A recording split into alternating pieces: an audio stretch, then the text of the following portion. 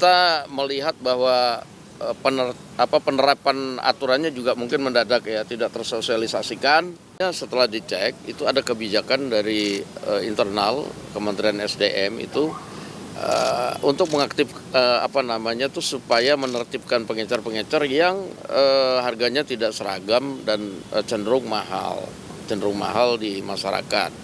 Nah, kemudian ternyata dalam waktu yang bersamaan penertiban itu ternyata menimbulkan dampak yang seperti kita sama-sama tahu.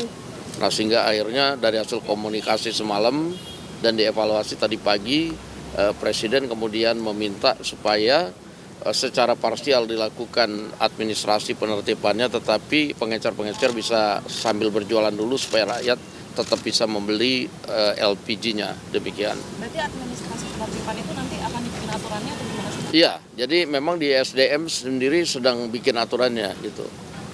Oke, hujannya. Terkait adanya warga yang meninggal itu, apa ini seperti apa sih Pak responnya dan bagaimana? Gimana? Terkait ada warga yang meninggal karena antri LPG itu, respon Presiden itu bagaimana? Apa Presiden tahu ada kasus seperti itu?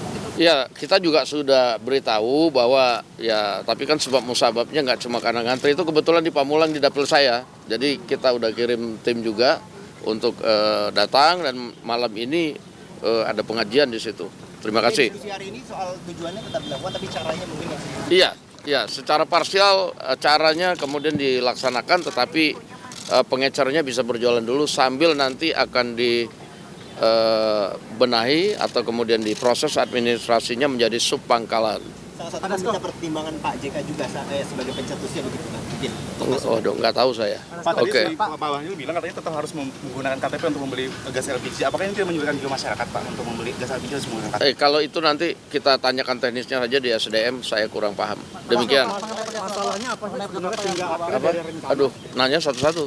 Ya, masalahnya ditemukan DPR itu apa hingga dari rencana penertiban hingga akhirnya ternyata antrian dan langka dan lain-lain. Iya, kita melihat bahwa penerapan aturannya juga mungkin mendadak ya, tidak tersosialisasikan, sehingga kemudian dampaknya tidak dihitung bahwa kemudian terjadi penumpukan masyarakat yang perlu gas LPG kan begitu. Ya, oke. Pak, mengenai pernyataan bahwa Pak Presiden Prabowo tidak melarang penjualan gas ke pengecer.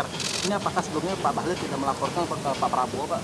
Saya belum tahu itu apakah kemudian hal seperti itu mesti dikoordinasikan ke Presiden ya.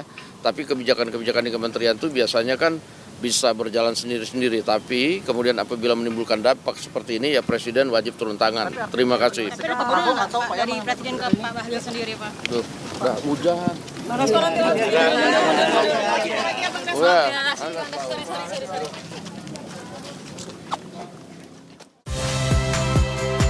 Saya Valentina Sitorus.